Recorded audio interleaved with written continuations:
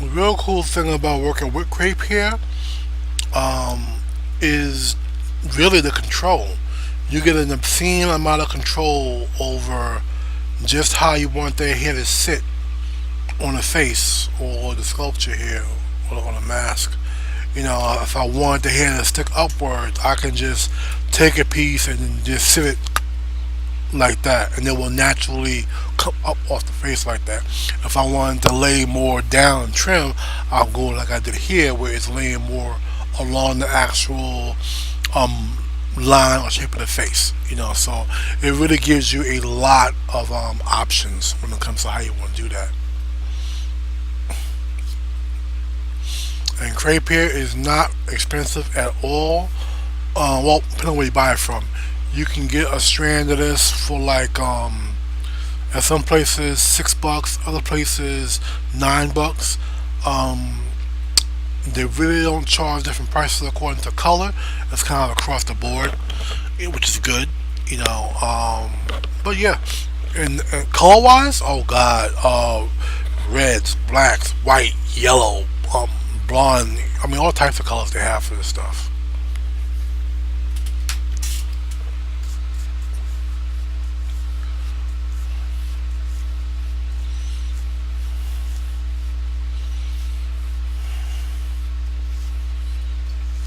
Okay. Yeah. These colors are so like similar, like a shade off. So sometimes I gotta lay it like that next to each other just to make sure I'm using the right one. And I'm alternating. I'm going light, dark, light, and dark, light, and dark, just like that.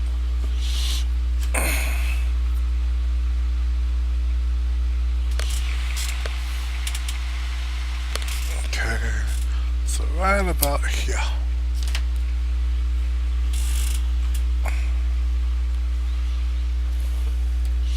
Okay, hot glue again. Raise the mask up.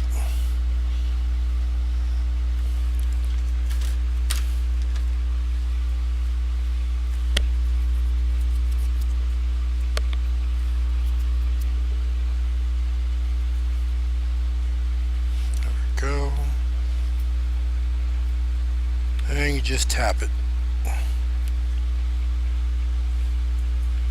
You know, on both sides. What you can see and what's underneath. Just tap it. So all that's doing is that's just allowing the hot glue to seep into your hair, which is what you want. You want that nice strong bond.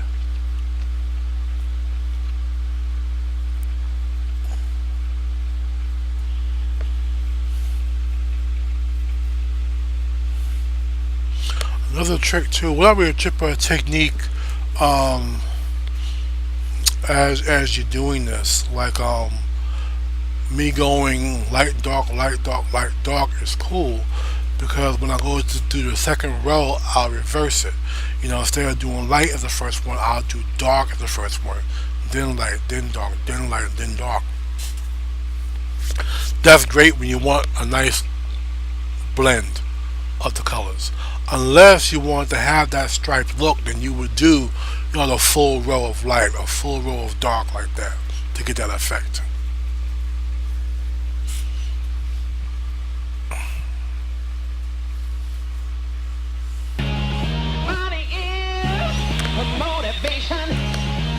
Ooh, thank you so much for the donation, Hollywood. That will go towards getting better equipment for the stream, man.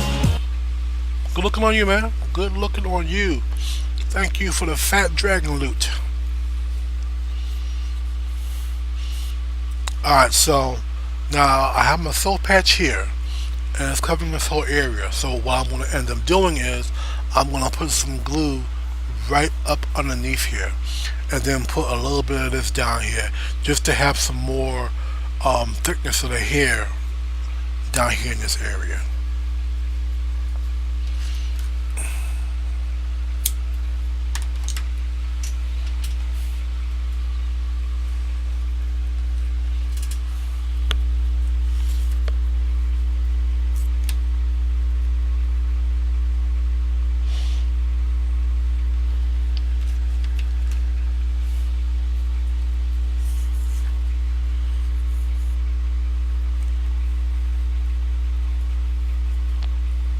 You never want to put just enough glue down in this situation. You always want to put just a little bit more, not a lot more, just a little bit more than you need. That way you know it'll catch all the hair that you're applying. Even though you're still going to be brushing it afterwards to get rid of any loose hairs, the better you glue it down, the less chance you have of any hairs breaking free when you go through the brush process.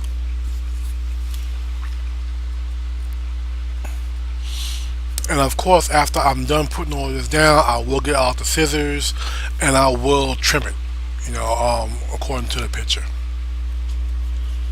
Okay, so that was light. So I need dark for that next layer. And I'm thinking I'm going to do one half of the face so you guys see the contrast between no hair and hair. And then I'll switch over, and do that area. And then from there, go to the back of the head and start working my way up. Once I get all that done, I'm then going to take the mask, turn it upside down, and I'm going to get all up underneath here.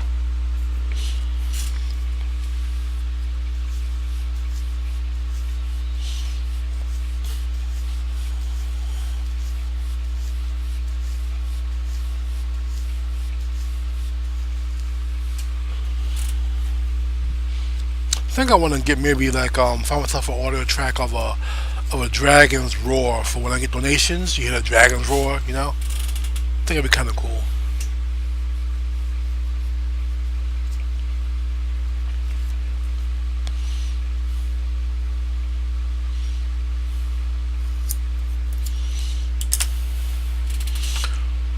Alright, so now with this, I'm going to actually spread this out because I want this to be able to lay flat,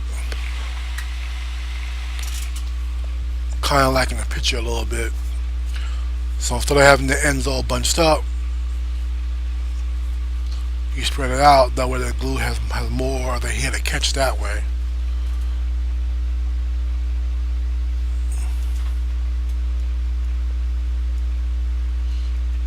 And of course, as usual, I spread that glue out.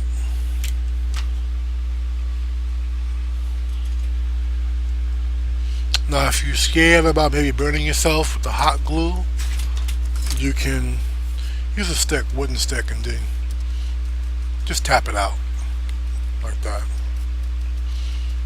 Like I said, tapping it out is very, very important because you are forcing the glue to seep its way through, the thickness of the hair and catch a lot of the hair follicles that way. So you have less of a chance of having a whole big clump come off, when you're brushing it.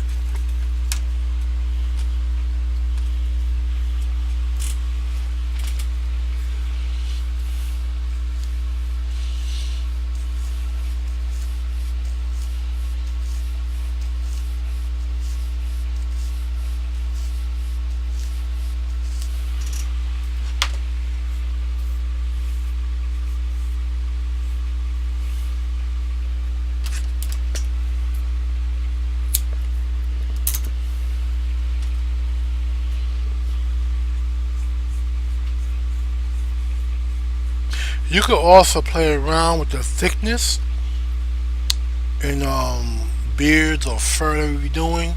Um, if you do tighter bunches of short amounts of hair, it'll look more bushy and thick. And of course, if you do more long strands with a close like root crop together, it'll have that more long flowing type look.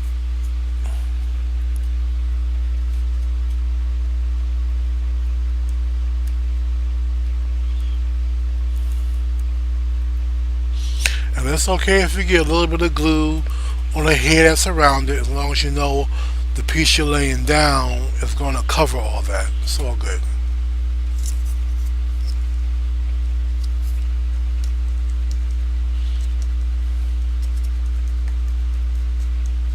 So as you can see, I'm just tapping it out.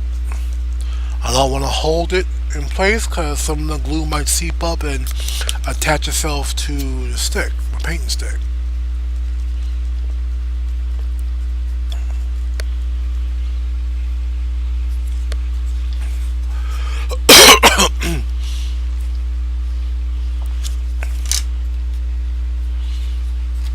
But you guys see us up close.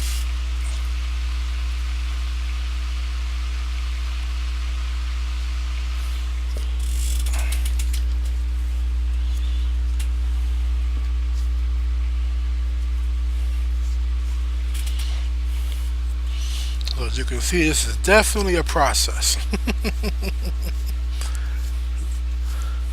Definitely takes some time.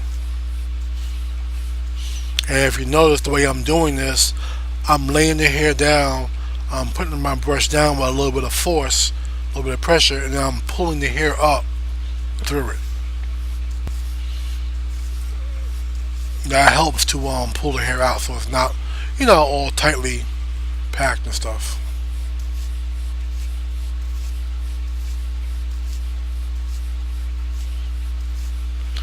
Opens it up. Let's to get some air up in there.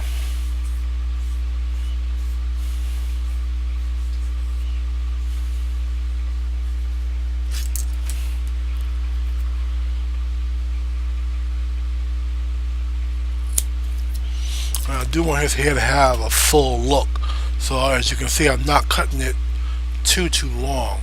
But that's also why you layer it from the bottom up, because it allows you to have that vantage point to know if it's looking too thin, you're thickening it up, or vice versa. Also, it lays down really natural. Okay.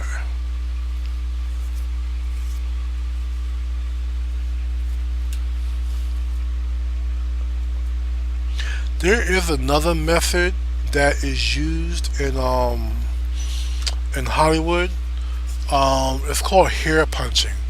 Really, really good technique. They actually have a tool. It's called a hair punch tool.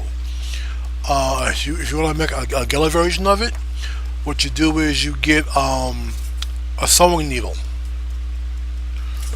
Matter of fact, I think I have one on here.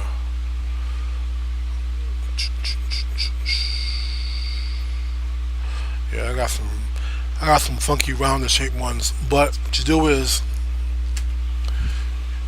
how you have the eye of the needle right here.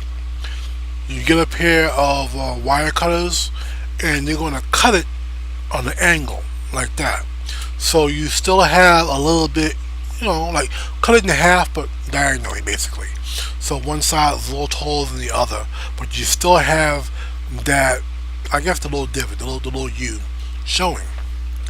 And then what you do is you would take your hair, lay it over your foam prosthetic, and then you would just punch it like that. It won't work with EVA foam because of the nature of this type of foam. But if you're working with a poured foam from like a cast or a mold, ones that are used to make the silicone prosthetics and masks and stuff, you use one of those type of foams, it'll work because it'll snap back real tight once it's been punched. With EVA foam, the way it's designed, even though it is resilient and it has a little snapback, it doesn't have enough for as fine a hair is. So it wouldn't work that well with it. But like I said, if you do are using some type of poured silicone or poured foam rubber, makeup for your masks and stuff, then yeah, you can do that. And I would say actually, you want to do that method over any other one because it'll really get in deep to the into the foam, and it'll set in place real lovely. You can still brush it with no problem, and you won't have to deal with waiting on stuff to dry up and gluing and whatnot.